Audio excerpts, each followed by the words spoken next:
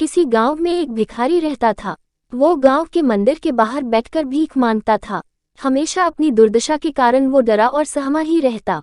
लोगों से ज्यादा बात नहीं करता, न ही गांव में किसी उत्सव में वो शामिल होता।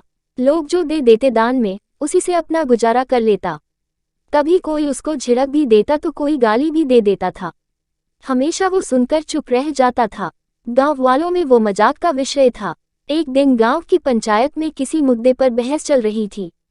मंदिर के किसी उत्सव को लेकर बात हो रही थी। सब पंच अपनी अपनी बातें रख रहे थे। कोई निर्णय नहीं हो पा रहा था। तभी भिखारी अपनी जगह से उठकर आया और पंचों की बातें सुनने लगा। जब कोई निर्णय नहीं हो पा रहा था तो उसने बोलना शुरू किया। लोगों ने उसको रोका। वो सबको समझाने लगा, अपने तर्क रखने लगा। कुछ लोगों को तो उसने बीच में टोकने पर डांट भी दिया। सब भिखारी को ही देख रहे थे। कोई समझ नहीं पा रहा था कि आखिर हमेशा चुप रहने वाला भिखारी आज इतना कैसे बोल रहा, लोगों को डांट रहा है। अपनी बात कहने के बाद भिखारी गाना गाता हुआ अपनी झोपड़ी की तरफ चल दिया।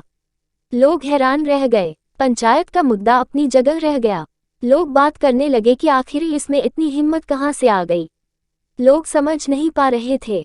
दिन गुजर गया, लेकिन भिखारी के व्यवहार में एकदम से इतना परिवर्तन आ गया कि वो लोगों से मिलने वाली चीजों में भी नुक्स निकालने लगा। कम भीख मिलने पर गालियां देता। गांव वाले परेशान हो गए। किसी को कुछ समझ नहीं आ रहा था। लोगों ने इस बात की चर्चा करनी शुरू कर दी। तभी गांव के एक बूढ़े आदमी ने लोगों को समझाया कि भिखारी के व्यवहार में आए बदलाव का कोई बड़ा कारण है। इसके पीछे कोई ताकत है जिसका हमको पता नहीं है। हमें उस ताकत का पता लगाना चाहिए। बूढ़े ने लोगों को सलाह दी कि इसकी झोपड़ी की तलाशी लेना चाहिए। वही कोई रहस्य है। लोग उसकी झोपड़ी की ओर चल दिए। झोपड़ी में तलाशी ली। वहां उन्हें काफी जमा किया हुआ पैसा मिला, जो भिखारी ने भीख मांगकर जमा किया था। बूढ़े ने समझाया कि ये इसकी ताकत है, इसे छिपा दो। लोगों ने भिखारी का पैसा छिपा दिया। 2 दिन में भिखारी की हालत फिर वैसी ही हो गई। वो फिर डरा डरा घूमने लगा, किसी से बात नहीं करता।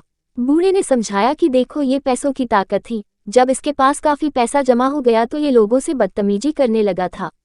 अब पैसा चला गया तो इसका हाल फिर वैसा हो गया। लोगों ने भिखारी को बुलाया और उसे समझाया कि पैसों के अभिमान में ऐसा ना करे, लोगों का अपमान न करें। फिर लोगों ने उसे उसका पैसा लौटा दिया। उसने सबसे माफी मांगी।